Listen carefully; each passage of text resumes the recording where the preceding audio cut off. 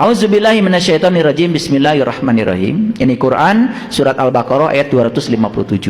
Mari kita baca perlahan-lahan ya. Saya akan bacakan ya bahasa Arabnya dan nanti kita lihat terjemahannya secara cermat. Maka disinilah pentingnya kita menguasai bahasa. Allahu waliyul ladzina amanu. Allah adalah pemimpin orang yang beriman. Siapa orang beriman? Nabi Muhammad mengatakan iman itu adalah tasdikun bil qalbi, pembenaran oleh kolbu. Kapan kolbu bisa membenarkan? Kalau kolbunya sudah terbuka. Tutup semua mata kalian sekarang. Tutup. Jangan bohong sama saya. Tutup semuanya. Di tangan saya ada apa? Di tangan kanan saya. Bisa jawab? Ulangi. Di tangan kanan saya ada apa? Bisa jawab? Buka matanya. Bisa jawab sekarang? Oke. Sederhana. Begitu mata ini yang lahir tertutup, kita tidak melihat apapun. Begitu mata yang lahirnya dibuka, kita juga bisa melihat. Kita punya dua mata loh. Maka di Quran dikatakan, aku telah memberikan kepada kamu dua penglihatan. Satu penglihatan lahir, yang kedua penglihatan batin. Selama ini penglihatan kita cuman yang lahir saja. Yang batinnya tidak pernah dibuka. Merem terus tuh kelopak mata batinnya.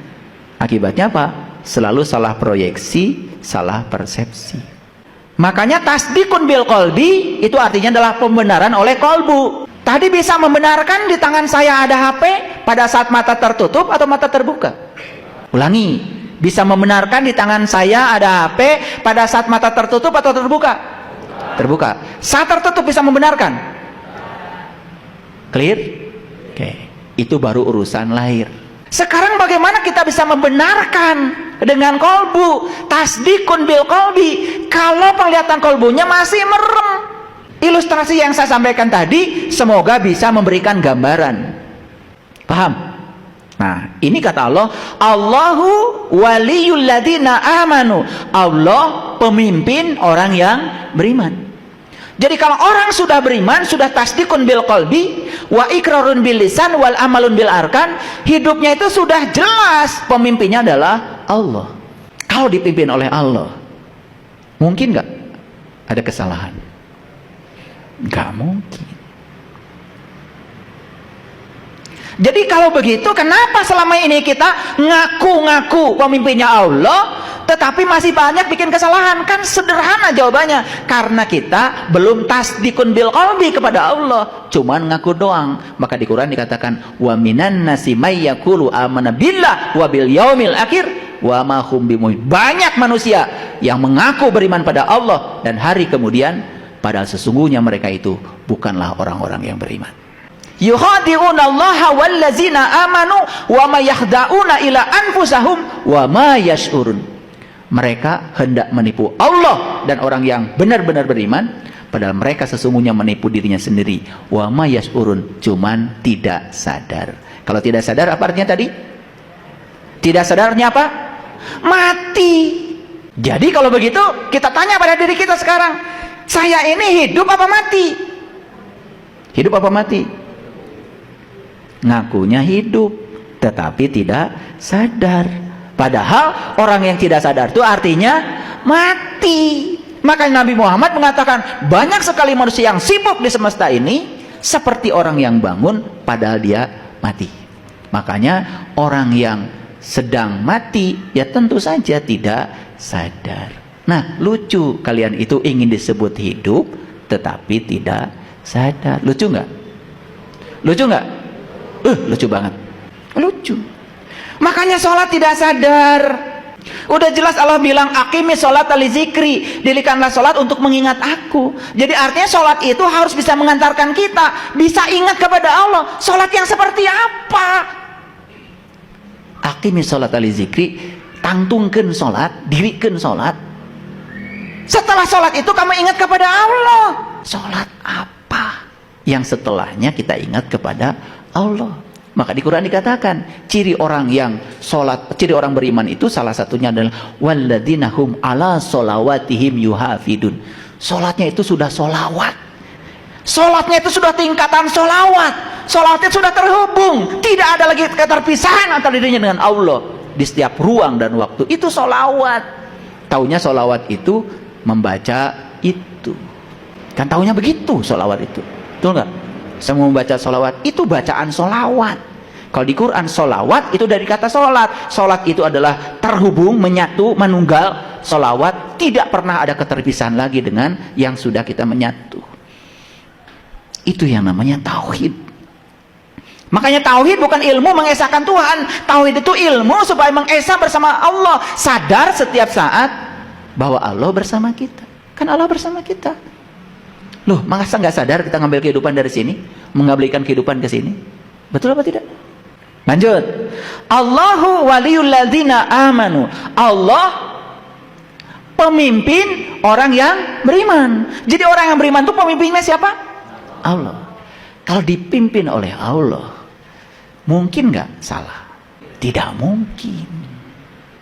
Loh, kenapa kita mengaku pemimpinnya Allah, walinya Allah, tetapi masih melakukan kesalahan? Karena kita masih dalam tahap pengakuan kalau pemimpinnya adalah Allah, tapi tidak tasdikun bil qalbi. Imannya itu tidak sampai isbat al yakin, tidak sampai pada isbatul yakin. Makanya iman ada 4 tingkatan kan? Ada ilmul yakin, itu tahap knowledge. Ada ainul yakin, sudah bisa melihat, menyaksikan. Ada lagi hakul yakin. Wah, itu udah dalam. Puncaknya iman adalah isbat al yakin. Kita harus sampai ke situ. Jangan cuma, oh, tadi ada kecelakaan. Di mana? Di jalan tol. Kata siapa? Kata koran. Itu namanya ilmul yakin. Begitu baca di koran, oh ada gambarnya. Itu ainul yakin. Saat kejadian itu terjadi, ada di situ kita menyaksikan.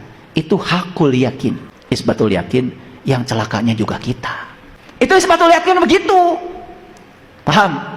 Saya cuma khawatir saja kajian saya itu terlalu jelas dan menyebabkan kalian jadi tidak jelas. Karena kalau terlalu jelas, bintang juga nggak kelihatan. Makanya supaya kelihatan bintang, makanya harus ada remeng-remeng kan? Bagus kalau gelap, bintang baru kelihatan. Jadi kadang-kadang saya harus nahan supaya tidak terlalu jelas. Khawatir jadi tidak jelas. Saking jelasnya malah jadi tidak jelas. Makanya saya tarik dulu, ini terlalu jelas ini. Senang nggak ngaji gini? Capek nggak? Ini baru satu kalimat. Allahu waliyul ladzina amanu. Harusnya kalau kita sudah dipimpin oleh Allah, maka tidak mungkin lagi ada yang namanya kesalahan. Nah, kenapa ada kesalahan? Karena kita belum sesungguhnya dipimpin oleh Allah. Kenapa belum dipimpin oleh Allah?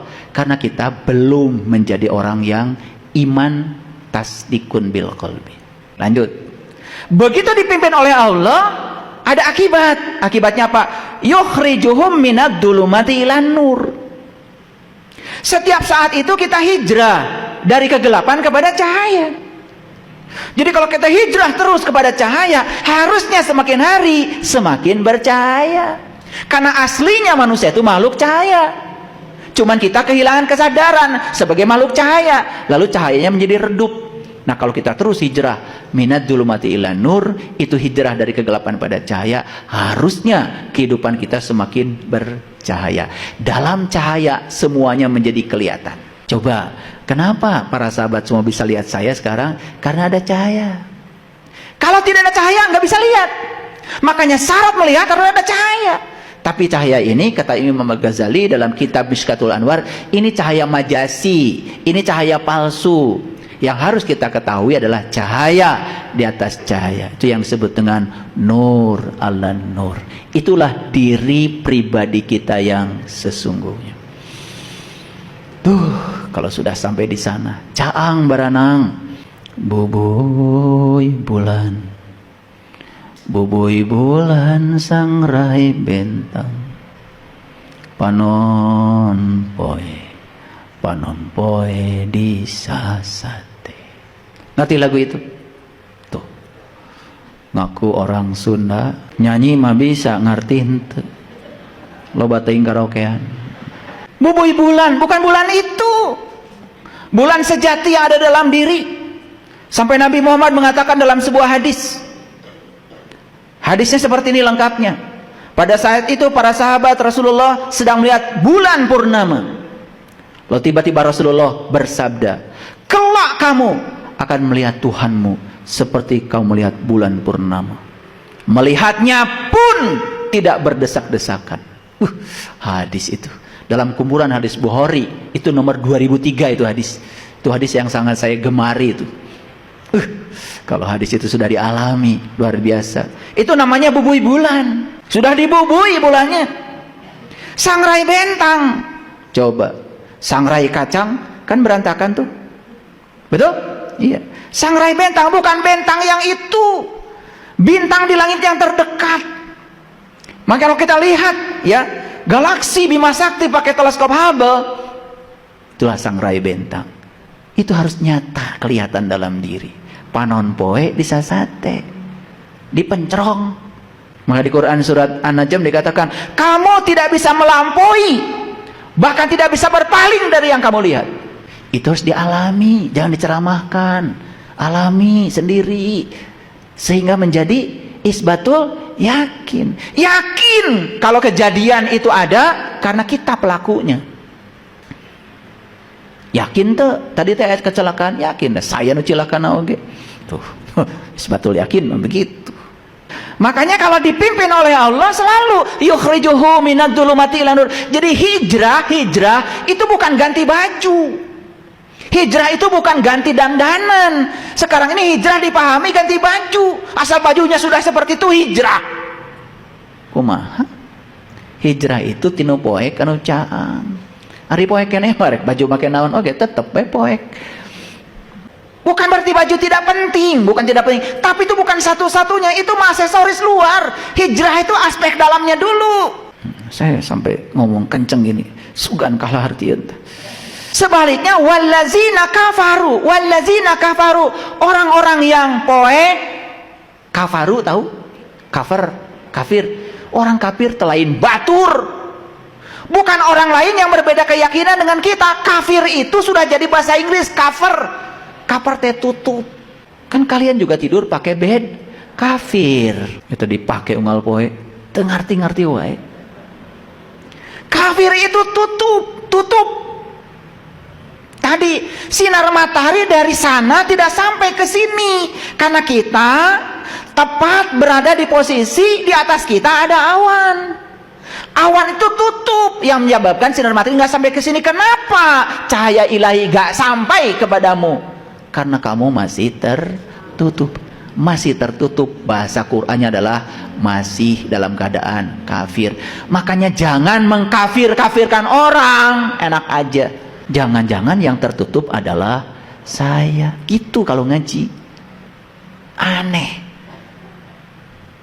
Di ruang suci kita menebarkan kebencian. Dengan menebarkan kebencian dan menganggap semua orang yang berbeda dengan kita salah.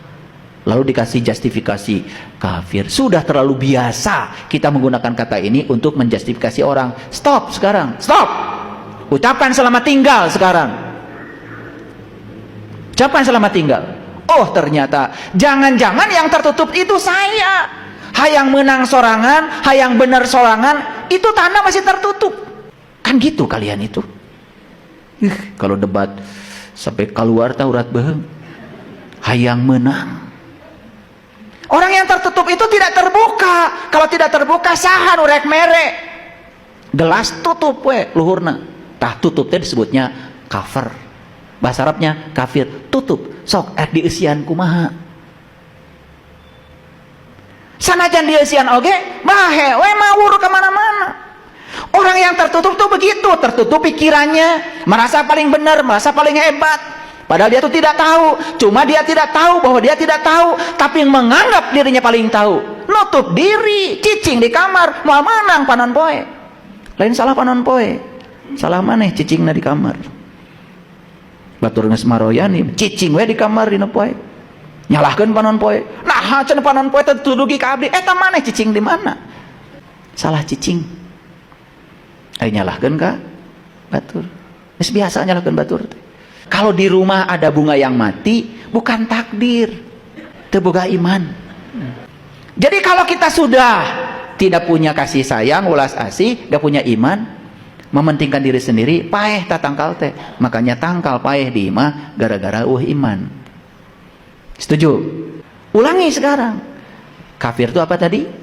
Tertutupnya pikiran, tertutupnya kolbu, hayang bener sorangan, asapang solehna, asapang iuna, pang ituna, tertutup terhadap kritikan dan pandangan di orang lain, itu namanya kafir bahasa Arab.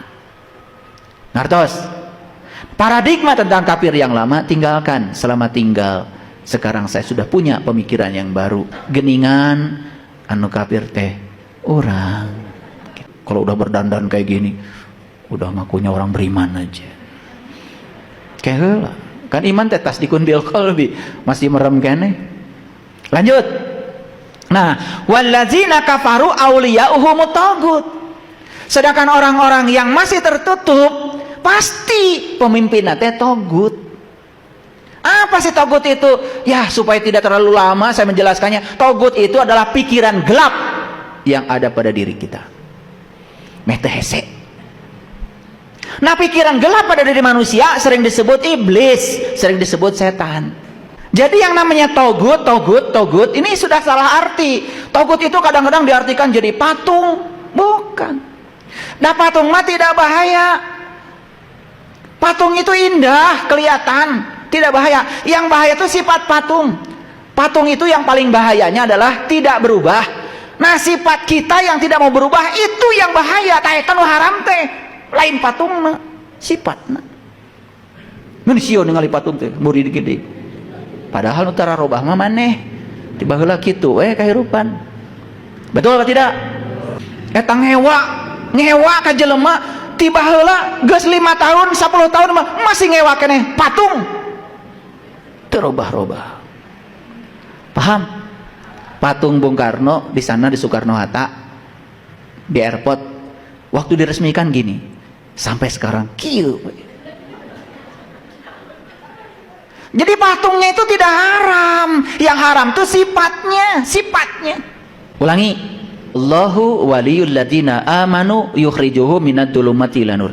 Kalau orang ini sudah pemimpinnya Allah, maka cirinya apa? Setiap saat itu dia pindah dari gelap kepada terang. Semakin terang, semakin terang, semakin terang, semakin terang. Gitu enggak kita? Caang seetik, poek deui. Caang saketik, leuwih poek deui. Gitu? Itulah yang diceritakan di Quran. Coba kita lihat Qurannya supaya ngerti. A'udzubillahi minasyaitonirrajim. Bismillahirrahmanirrahim. Masaluhum kamasalil ladis tauqadanaro falamma ado'at ma haulahu dahaballahu binurihim wa tarakahum fi dulumatil la yubsyirun. Perumpamaan mereka, siapa mereka ini? Ini harus ditelusuri. Ini cerita tentang orang yang mengaku beriman, bukan cerita orang kafir.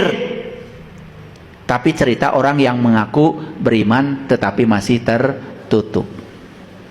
Cerita siapa? Cerita siapa? Tuh, kakak ngaku aja nama saya. Kamari mah batur wae. Ulangi. Nanti kalian baca dari ayat ke-6. Ayat ke-6, karena nggak ada cukup waktu saya menjelaskan ini.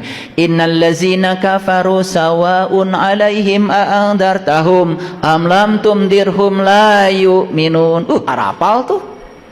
Tahu artinya? Sesungguhnya orang yang tertutup merasa paling benar, merasa paling hebat, merasa paling soleh, tertutup terhadap pandangan orang. Kerjanya itu menjas orang, menghakimi orang. Salah we batur manu bener teh manehna we wungkul. Innal ladzina kafaru sawaun alaihim, sarua wae keur manehna mah. Andartahum am lam tumdirhum la yu'min. Dikasih ceramah, tidak dikasih ceramah, dia mah sarua wae la yu'minun, tidak akan terbuka. Orang yang merasa dirinya tahu padahal dia tidak tahu, tetapi dia tidak tahu kalau dirinya tidak tahu, tidak mungkin bisa diberitahu. Makanya saya doakan, walaupun kalian baru datang di sini, semoga kalian semua jadi orang-orang yang dapat ditolong. Itu aja doa saya. Karena orang yang dapat ditolong itu orang yang tahu kalau dirinya tidak tahu. Kalau orang yang tidak tahu kalau dirinya tidak tahu, mual bisa ditulungan. Apalagi siapa dulu dong saya? Lihat dong gelar-gelar saya.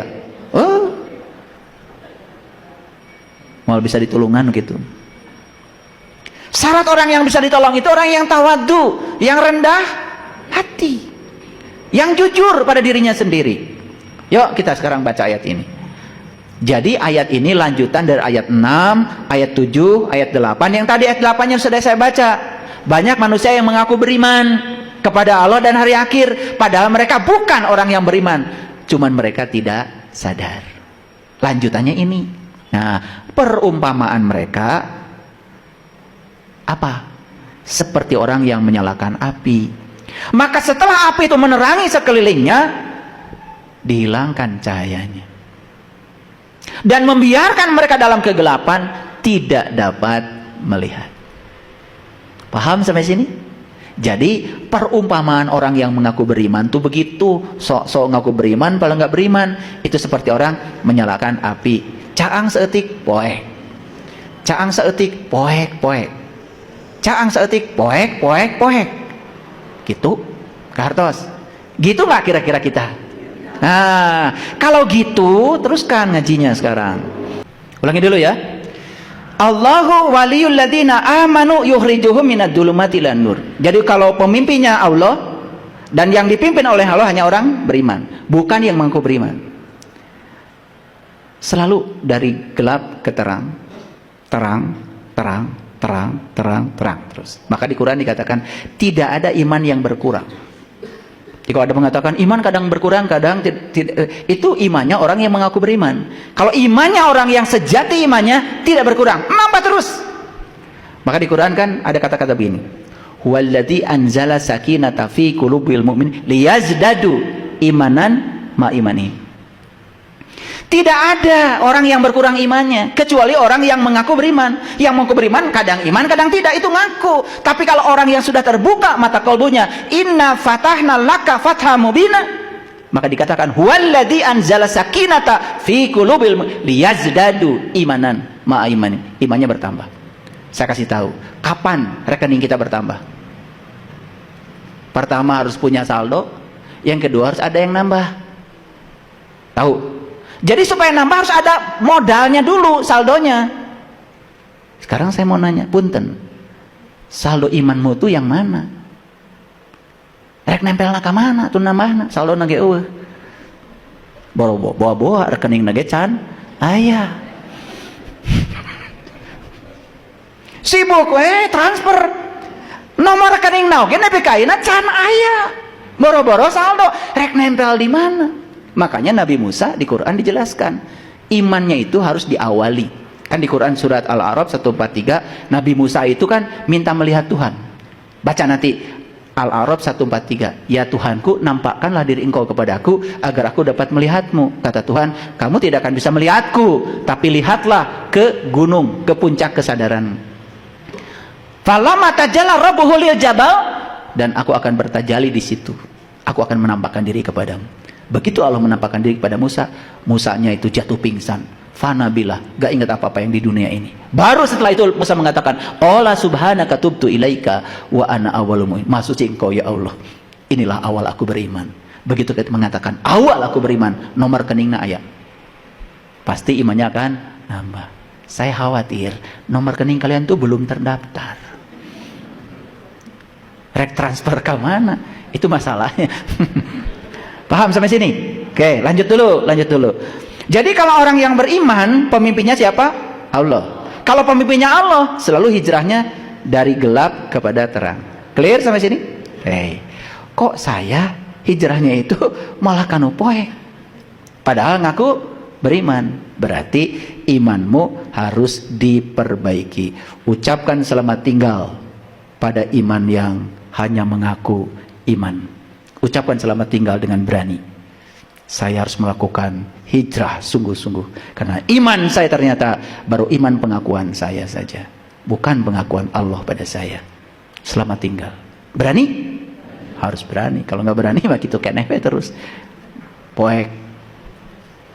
Wallazina kafaru awliya'uhumut tagut.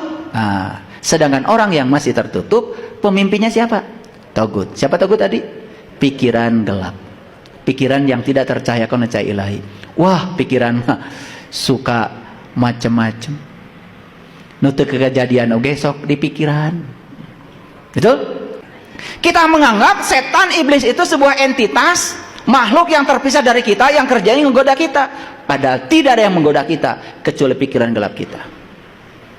Rek merek kabatur nepi kata jadi. Betul gak? Kaburu si pikiran nyarios. Ngeunah we. Nu gawe urang.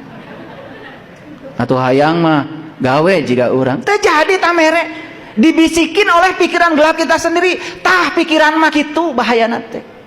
Kalau pikiran belum dicahayakan oleh cahaya ilahi yang berasal dari kesadaran, pikiran kita akan selamanya begitu. Itu yang dikatakan walladzina kafaru awliya'uhumut tagut yukhrijuhum minan nur ilad dulumat. Jadi pindah nate lain tina poe kanu caang, tinu caang kanu poe. Bukan dari gelap kepada terang, tapi dari terang kepada gelap. Sekarang ucapkan selamat tinggal kepada pikiran yang tertutup. Ucapkan selamat tinggal kepada pikiran yang gelap. Mau? Berani? Kalau berani hari ini, memutuskan hari ini, lihat perubahannya. Besok kebahagiaan sudah mulai datang. Singkirkan semua penghalang-penghalangnya, kebahagiaan akan datang. Gitu ngaji mah. Makanya saya sering mengatakan tidak ada yang berbahaya di luar diri kita, karena yang paling berbahaya adalah diri kita sendiri. Musuh terbesar kita adalah diri kita sendiri. Menganggap musuh kita di luar diri kita, menganggap setan pun adalah entitas di luar kita. Sekarang ucapkan selamat tinggal pada pemahaman itu. Geningan setan teh caket sok ngaharewos. Eta bari masihan 5.000 ditongtak deui ku setan. Entong cenah 2.000. Kalau sekarang itu namanya hijrah minan nur ila dulumat. Tos sae ngaluarkeun nama 10.000 ditongtak taku setan gede teuing cenah. 2.000 tuh tinu caang kanu poe. Nih saya kasih tahu, sebenarnya yang saya ceritakan ini adalah pengalaman hidup kita masing-masing. Sok lah emutan. Iraha urang pindah tinu poe kanu caang, iraha urang pindah tinu caang kanu poe. Sok emutan. Da mau tebih atuh. Karena apa? Ieu mah pengalaman urang. Jadi Quran itu sebetulnya bukan cerita ilusi, cerita sesuatu yang konseptual sekaligus juga faktual, kontekstual. Jadi Quran itu berlaku di sepanjang zaman, tergantung cara seseorang mengupasnya. Inilah pentingnya ngupas Quran itu harus betul bahasanya, harus menggunakan tafsir, tetapi juga harus menggunakan pengalaman spiritual. Oke, sering baca ayat ini? Sering, one day one judge. Saking seringnya sampai nggak sadar kalau ini sering dibaca. Pesannya nggak nyampe karena terlalu sibuk membaca. Karena berharap dapat pahala. Iraha jaga. Padahal pahala yang dibutuhkan oleh kita di dia ayeuna, karena hidup itu di sini saat ini sekarang. Coba terapkan sekarang. Dapat nggak pahalanya? Oh, kalau saya terbuka mata kalbunya, saya tasdikun bil qalbi pada Allah, Allah membimbing saya, suara kebenaran hidup pada diri saya, tidak mungkin saya pindah dari terang ke gelap. Saya akan pindah dari gelap ke terang. Kalau begitu, sekarang saya akan buka pandangan kolbu saya, biar saya bisa tasdikun bil qalbi kepada Allah, sampai tingkatan imannya isbatul yakin. Yakin adanya Allah, karena saya sudah menyaksikan sendiri. Saya tidak akan pindah lagi dari terang kepada gelap. Ternyata saya tahu sisi gelap saya adalah pikiran gelap saya sendiri. Itu yang sering mengganggu dan merusak kehidupan saya. Sadar sekarang? Dapat pahalanya? Pahala itu sekarang. Sebuah pertolongan yang nyata, yang bisa menolong diri kita. Disebut juga syafaat. Jadi syafaat itu wujudnya ilmu. Jadi syafaat dari Rasulullah itu yang sebenarnya adalah ilmu Rasul yang datang pada kita hari ini, dan ilmu ini diterapkan oleh kita. Kita jadi selamat, pindah dari gelap ke terang, bukan dari terang ke gelap. Itu namanya syafaat. Kan selama ini mengartikan syafaat kan lain lagi, betul nggak? Jaga deui, jaga deui. Kumaha? Karena masa yang akan datang itu waktu psikologis. Itu yang dikatakan Einstein, waktu adalah ilusi. Paham ya? Jadi sekarang saya sedang mengajarkan sekaligus bagaimana cara menghentikan waktu. Hidup di sini saat ini sekarang dengan totalitas. Karena masa depan nggak usah dibicarakan. Masa depan ditentukan oleh apa yang kita kerjakan hari ini. Setuju? Setuju? Gitu. Lanjut. Kemudian ayat yang selanjutnya. Ini saya belum sampai ke judul. Karena judulnya kan tadi kita akan dipertemukan dengan pertemuan baru. Akan dihadiahi hadiah baru dalam hidup kalau kita bisa mengucapkan selamat tinggal. Ucapkan selamat tinggal pada segala hal yang tidak menolong kita. Ucapkan selamat tinggal pada segala hal yang tidak membantu kita. Setuju? Yuk. Termasuk juga selama ini kita sholat hanya raga saja menjalankan rutinitas. Ucapkan selamat tinggal, bukan meninggalkan sholat. Tetapi sholat yang semacam itu patut ditinggalkan. Ganti dengan sholat yang diajarkan Rasulullah. Maka Rasulullah mengatakan, "Shollu kama ra'aitumuni usolli." Sholatlah kamu sebagaimana kau lihat aku sholat. Bisa nggak melihat batinnya Rasulullah ketika sholat? Bisa? Bisa? Tuh. Jadi selama ini sholat kita baru melihat lahirnya Rasulullah sholat, batinnya belum tahu. Disitulah kita pentingnya bertemu dengan orang-orang yang mewarisi ilmunya Rasul, supaya tahu lahirnya, tahu batinnya, sehingga sholatnya lahir batin. Selamat tinggal sholat yang hanya lahir saja. Selamat tinggal sholat yang sekedar kewajiban. Selamat tinggal sholat yang hanya rutinitas. Saya ingin mendapatkan kepuasan dari sholat saya. Karena Rasulullah mengatakan, sholat adalah hiburanku. Kalau udah sampai ke sana, akhirnya sana sholat. Rindu ingin sholat, bukan nggak mau sholat, rindu ingin sholat. Rindu itu karena kita sudah merasakan rasanya. Kalau nggak merasakan rasanya, rindu gimana? Paham? Wajar nggak kalau anak-anak sekarang nggak rindu sholat? Wajar, tak diajarkan. Betul nggak? Ibu bapaknya juga sholat, pada nggak sekolot. Kenapa ibu bapak sholat? Kewajiban. Jika nu bener.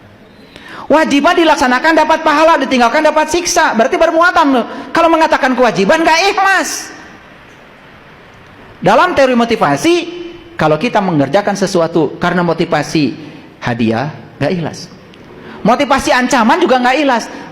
Agak ikhlas sedikit kalau motivasinya adalah kebutuhan. Kenapa Anda sholat? Karena saya butuh sholat. Apalagi ketika tadi, kenapa Anda sholat? Karena saya cinta kepada Allah. Oh, gitu. Tadi saya tanya ya di pembukaan, cinta sama Allah? Cinta. Sudah ketemu? Belum. Kok bisa cinta? Lucu ya? Padahal kalian juga nggak bisa cinta sama pasangan kalian kalau belum ketemu. Betul nggak? Kan jatuh cinta itu kusabab sering penak. Betul nggak? Sering penak itu asa ayah pakuat pakait ya. Gitu kan. Gitu. Ya, kita teruskan dulu ngajinya.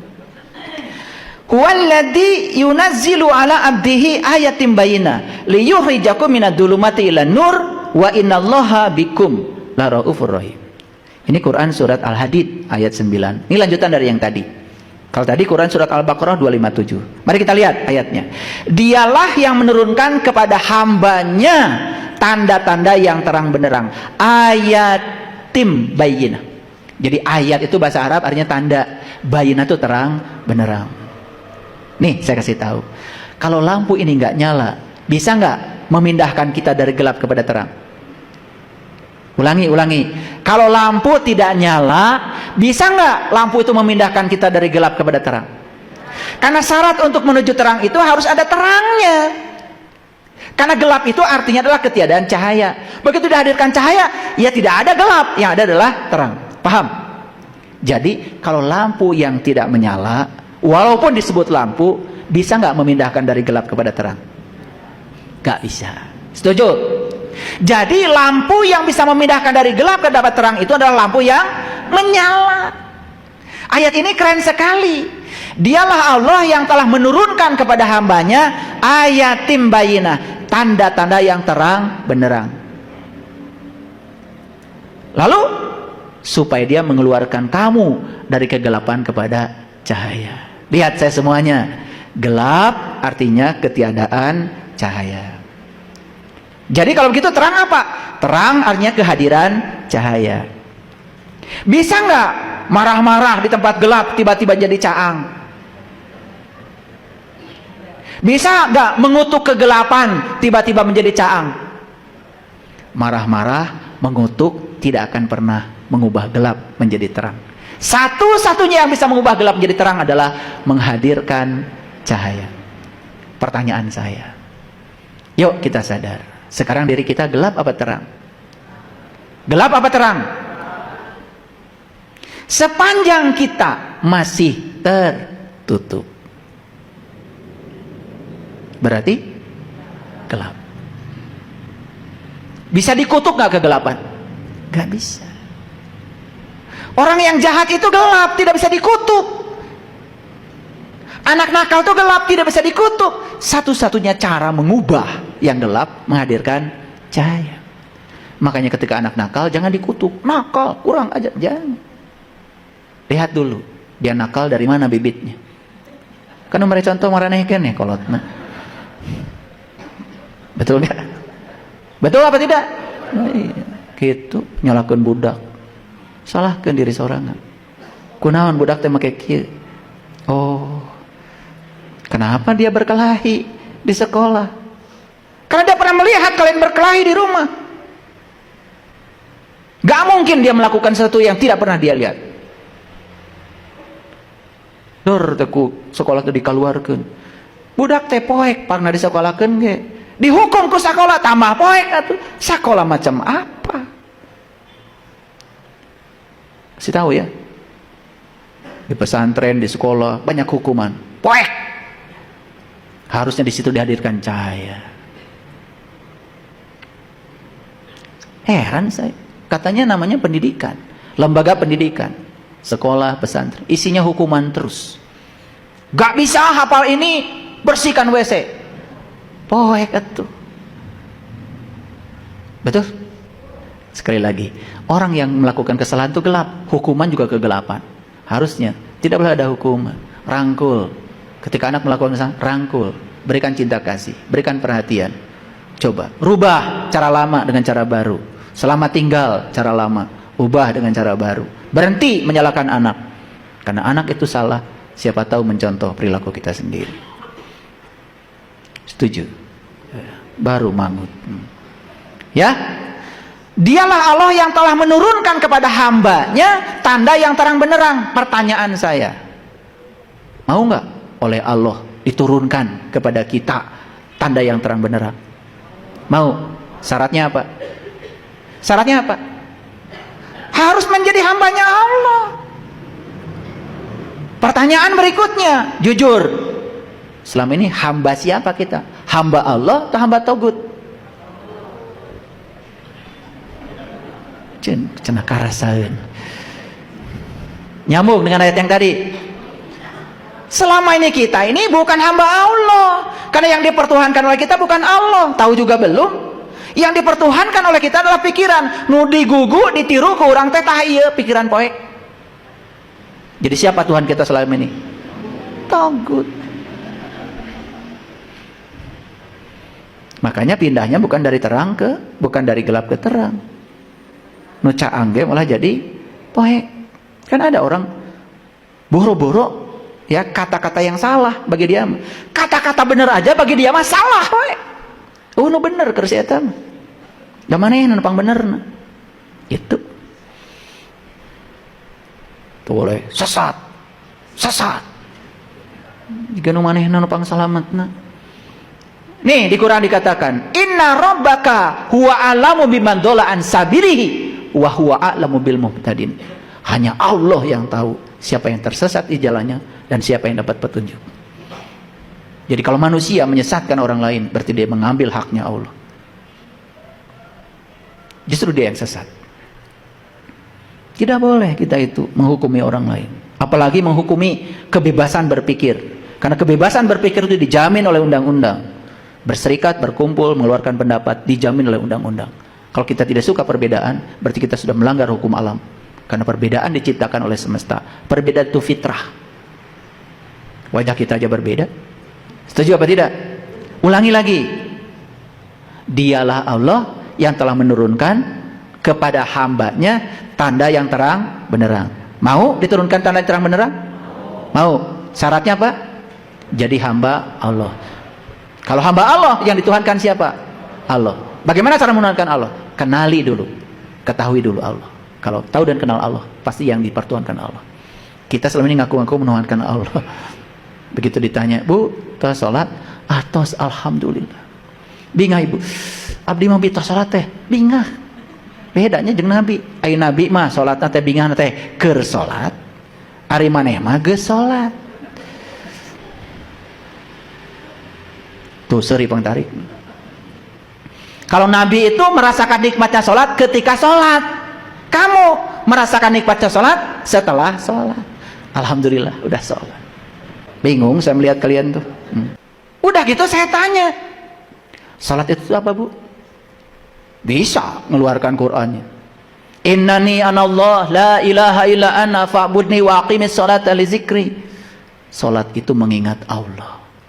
Punten ibu, hari tadi nu emut keur sholat naon. Tapi habis sholat ketika ditanya, siapa yang disembah? Allah. Siapa yang diingat? Piring. Tapi tetap mereka doang. Nu disembah cenah Allah. Untung Allah mah ada hening we bening. Coba mun Allah tiasa nyarios, muncul Allah teh. Maneh teh cenah nu disembah teh lain kaula. Piring. Seseuheun. Kartos. Supaya seri yang serikeun diri sorangan. Udah bisa asal ngesolat teh asa pang gayana we. Mulai menceritakan orang lain. Karunyanya abdi gaduh tetangga tara salat. Nah, mikiran tetangga, pikiran we salat maneh. Kartos, saya cuma mengajak aja. Ini menggetarkan. Sok atuh. Nabi Muhammad itu sudah ngasih contoh. Salat khusyuk itu nyata, ada, bisa. Ada ayatnya kok. Wasta'inu bisabri wassalah wa innaha lakabiratun illa 'alal khasiin alladziina yadunnuna annahum mulaqu rabbihim wa annahum ilaihi raji'un. Kalau kamu ingin khusyuk salatnya, ingat kepada Allah. Mulaqu rabbihim. Pernahkan heula diri sajati maneh. Udah ada ayatnya. Betul? Saya bacakan takut enggak percaya. Disangka saya ngarang. Jadi kalau ingin mendapatkan tanda Allah yang terang benderang, maka kita harus jadi hamba Allah. Kalau hamba Allah yang dituhankan adalah Allah. Hamba Allah tidak menuhankan togut. Oleh karena itu, mari kita kenali Tuhan kita. Karena Allah juga sudah mengeluarkan pernyataannya dalam hadis qudsi. Aku adalah suatu perbendaharaan yang tersembunyi. Aku ingin agar aku dikenali. Maka aku ciptakan ciptaan agar dengan ciptaan kalian mengenali aku. Kalian diciptakan Allah untuk mengenal Allah. Sebetulnya tujuannya cuma satu. Illa liya'budun itu setelah mengenal. Kenali dulu baru liya'budun. Pertama illa liya'rifun dulu. Itu makanya Ibnu Abbas itu mengatakan illa liya'budun harus dimulai dengan illa liya'rifun. Tidak mungkin kamu mengabdikan diri pada Allah kalau tidak tahu dan kenal kepada Allah. Kan tidak mungkin kita kerja kalau tidak ada majikan. Betul? Namanya kerja bakti. Sanurek Mayar. Lanjut. Ini Quran surat Al-Ahzab ayat 43. Walladzi yusalli alaikum. Dialah yang memberi penghubung. Yusalli penghubung. Walladzi dialah Allah yusalli alaikum yang telah memberi penghubung. Wa malaikatuhu. Wujudnya adalah malaikat. Jadi malaikat itu penghubung. Apa malaikat? Malaikat itu bahasa Arab artinya adalah tekad, karep, keinginan. Yang akan menghubungkan kita dari situasi ini ke situasi yang lain itu adalah karep. Contoh, saya teh geuningan poek, ingin caang. Harus ada karep. Begitu ada karep, ada tekad di sini, tekad kita mulai bekerja, maka kita ada yang menghubungkan. Yusolli itu namanya. Jadi malaikat itu ada dalam diri kita. Tekad itu ada dalam diri kita. Penghubung itu ada dalam diri kita. Makanya malaikat ada berapa? Ada berapa malaikat? Apal.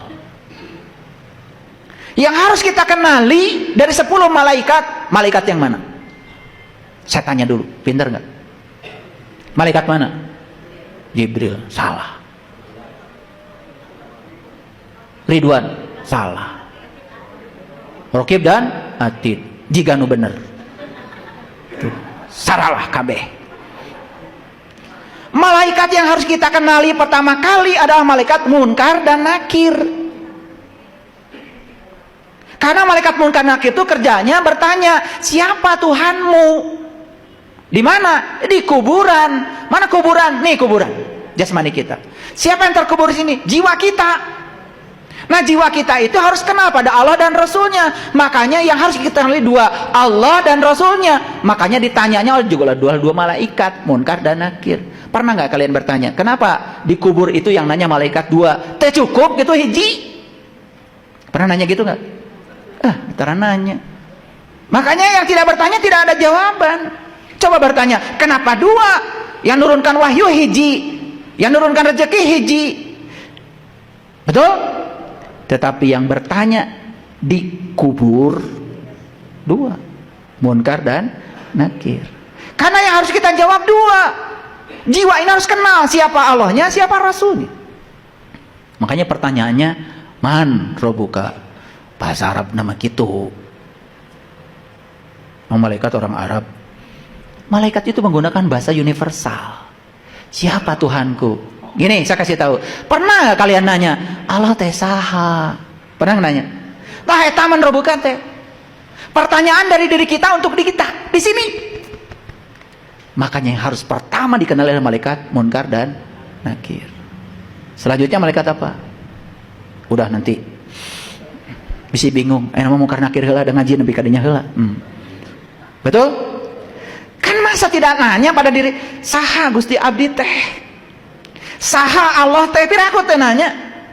Gusti Abdi teh dipasihan kehidupan ke Gusti, bisa melihat, bisa mendengar, bisa bernapas, bisa merasakan semua makanan. Karena kehadiran Tuhan pada diri saya. Masa tidak ingin tahu gitu sama Tuhan, gak ingin kenal, setiap hari mengurus dan mengatur kebutuhan kita. Masa gak mau kenal? Tah di dia. Ada gak pertanyaan dalam diri?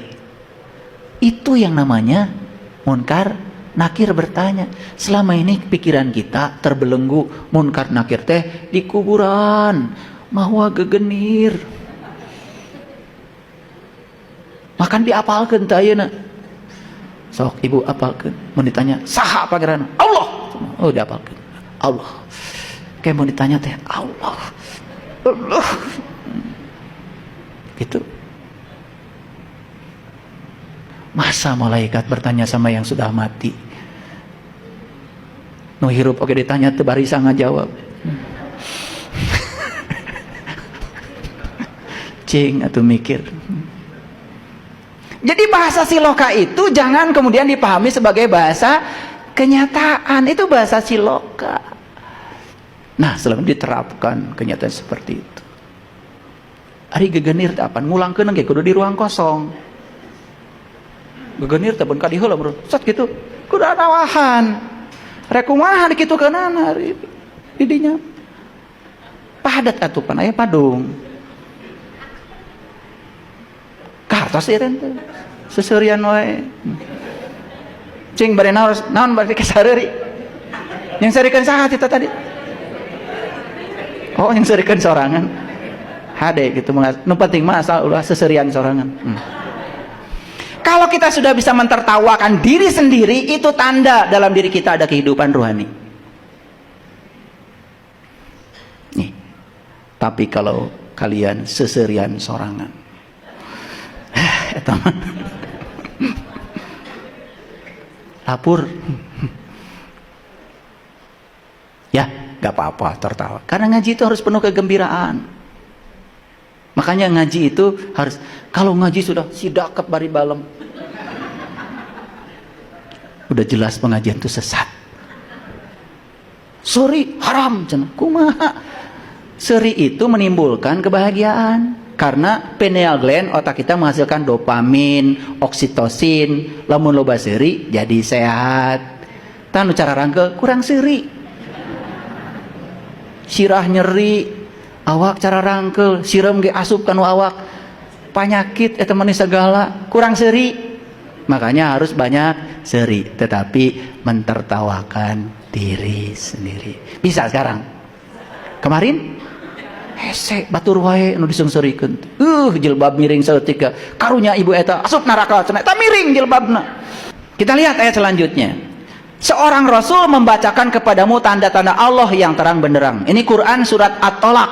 Nanti baca. At-Tolak itu surat yang ke-65 ayat 11. Jadi tugasnya seorang Rasul itu membacakan kepada kita tanda-tanda Allah yang terang benderang.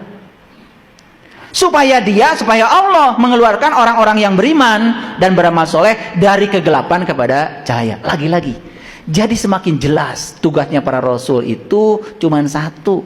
Mengeluarkan umatnya dari gelap kepada terang. Supaya bisa keluar dari gelap kepada terang, berarti harus dikasih dong lampunya. Jadi tugasnya para Rasul itu ngasih lampu. Lampu bahasa Arabnya adalah misbah. Maka di Quran surat An-Nur ada kata-kata misbah. Allahu nurus samawati wal ardh masalu nurihi kamishkatin fiha misbah. Sing penak jeung lampuna sing panggih. Makanya di Quran dikatakan siapa yang gelap di dunia akan gelap di akhirat. Awas kalau ada yang ngasih tahu nggak apa-apa kita di dunia gelap juga, bagian kita mentar di akhirat. Qurannya sendiri mengatakan nu poek di dunia lebih poek di akhirat. Perlu saya bacakan ayatnya. Wa man kana fi hadhihi a'ma wa huwa fil akhirati a'ma wa adallu sabila. Itu ayat surat Al-Isra 72. Tidak usah jadi mercusuar di atas bukit, jadi lilin kecil saja. Kalau satu lilin sudah menyala, 1000 lilin yang tertidur di sampingnya akan bisa dinyalakan. Jadilah cahaya bagi keluarga. Cahayakan keluargamu. Jadilah keluarga cahaya. Kalau sudah jadi keluarga cahaya, keluarga yang berkesadaran, tidak ada konflik lagi. Gagal dan berhasil biasa, ada dan tiada biasa, tapi cara menerima semua yang dualitas itu menjadi biasa. Keren tuh. Itu namanya keluarga cahaya. Jadi ayat ini bercerita apa? Rasul itu tugasnya adalah menyampaikan tanda Allah yang terang benderang. Berarti harus nyata. Lampunya teh kudu aya. Karena kalau lampunya tidak menyala, bagaimana bisa memindahkan dari gelap kepada terang? Ini ayat semakin jelas. Siapapun yang mengaku sebagai umatnya Rasul, pengikutnya Rasul, syaratnya satu, harus bercahaya. Jangan menambah kegelapan semesta ini. Setuju dengan saya? Setuju? Ya. Sok atuh, dimanapun kalian hidup, jadilah lilin kecil. Mulai nyalakan lilin itu. Setidak-tidaknya lilin kesadaran yang mati di sini sudah mulai menyala. Duh, kalau sudah mulai nyala aja, walaupun ketebak angin, parem deui, gak apa-apa. Nyalakan lagi. Terus semangat. Ya, insya Allah. Jadi untuk meningkatkan itu berarti berubah. Menjadi sempurna itu berarti berubah. Kecerdasan adalah kemampuan beradaptasi terhadap perubahan. Jika kita tidak berubah, kita tidak tumbuh. Dan jika kita tidak tumbuh, berarti kita tidak benar-benar hidup. Ciri orang hidup itu tumbuh. Ciri tumbuh, berubah. Jadi oleh karena itu, untuk berubah syaratnya cuma satu. Yuk kita ucapkan selamat tinggal pada segala apapun yang menyebabkan kita tidak berubah. Banyak ya, udah ikut pelatihan sholat khusus sama saya, kok ayah sholat itu enak, bahkan gak mau diakhiri, pengennya berjam-jam. Saya baca hadis Rasul, ternyata Rasul itu ketika sholat kakinya sampai bengkak. Sekarang kaki saya bengkak. Jadi hadis itu bukan lagi beja, tetapi teralami sendiri, saking nikmatnya. Karena sudah merasakan kenikmatannya. Kalau sudah sampai di titik itu, isbatul yakin, teguh keyakinan kita. Gitu. Sholatnya kadang-kadang pengen cepet-cepetan selesai, betul nggak? Di depan orang sholatnya dilama-lamain, kalau sendiri gancang, betul? Beda sedikit ya, kita dengan Rasulullah. Rasulullah itu sedikit marah, kita sedikit-sedikit marah. Rasulullah itu sedikit makan, kita sedikit-sedikit makan. Rasulullah sedikit tidur, kita mah sedikit-sedikit molor. Lagi ngaji pun bisa HS keur ngaji. Luar biasa. Ya, saya perhatikan dari ujung sana saya ujung sini, tidak ada yang ngantuk. Jadi hidup ya. Ciri ngaji cuma dua, bingung dan ngerti. Itu aja. Jadi kalau ngaji dengan saya tuh tandanya dua, bingung dan ngerti. Di sini tidak ada tidak mengerti. Karena tidak mengerti itu berarti terbingung-bingung ngacan. Makanya di sini tidak ada tidak mengerti, nggak ada. Yang pertama bingung, yang kedua mengerti. Itu aja. Nah, bingung itu tanda-tanda mau mengerti. Makanya kalau ngaji di sini tidak mengerti berarti bingung gente. Nah, itu berbahaya itu. Jadi kalau tadi gimana tadi pengajian? Bingung, bagus. Berarti ada tanda-tanda hidup tuh otaknya. Jadi keterampilan berpikirnya sudah mulai bangun. Itu tanda mau hidup itu, bingung tuh. Yang saya khawatirkan itu bingung ente, ngerti ente, nah itu. Dan saya yakin di Ruanin nggak ada yang model kayak gitu, nggak ada di sini. Paling juga bingung dan mengerti. Jadi saya sampaikan selamat pada yang bingung. Itu udah bagus. Ya. Itu gimana tadi bisa pindah dari gelap kepada terang? Bingung, bagus kan? Berarti berikutnya akan datang lagi. Betul nggak? Gitu. Jadi yang terakhir dari saya, temukan misbah dalam diri kita. Karena sebetulnya tubuh kita itu tidak gelap gulita, terang benderang. Kita ucapkan selamat tinggal pada kegelapan, kita songsong kehidupan yang lebih baik, yang terang benderang. Shadaqallahul adzim, barakallahu li wa lakum. Assalamualaikum warahmatullahi wabarakatuh.